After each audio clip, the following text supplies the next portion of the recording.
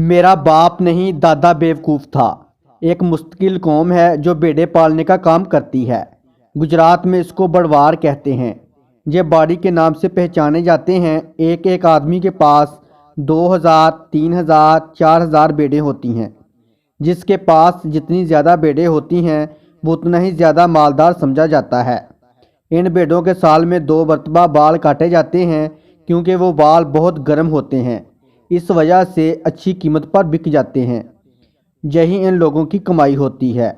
یہ لوگ گجرات اور راجستھان میں زیادہ تر رہتے ہیں۔ یہ اپنے اولاد کو تعلیم بالکل نہیں دیتے، بچپن ہی سے بھیڑیں چرانے کا کام کراتے ہیں۔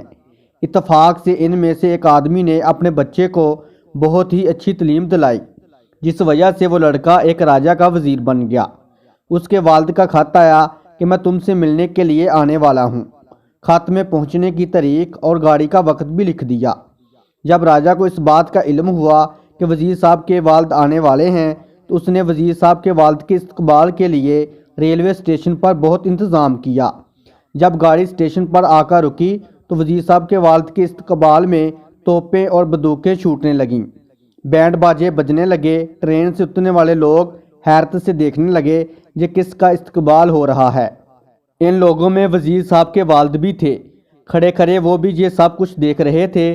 ٹرین سے جب کوئی جینٹل مین آدمی اترتا ہوا نظر نہیں آیا تو راجا صاحب نے وزیر سے پوچھا کہ آپ کے والد صاحب شاید نہیں آئے، تو وزیر نے اپنے والد صاحب کی طرف اشارہ کر کے کہا کہ وہ جو کھڑے ہیں میرے والد ہیں۔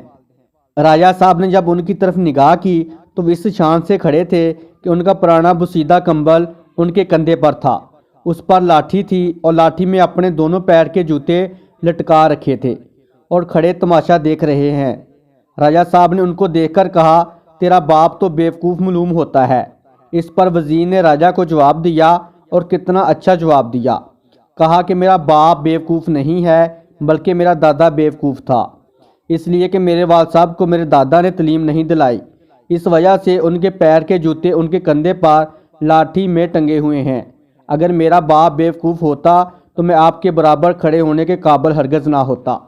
اس طرح کے مزید سبق موز اور اردو کہانیوں کے لیے ہمارے چینل کو سبسکرائب، ویڈیو کو لائک اور شیئر کریں۔ شکریہ۔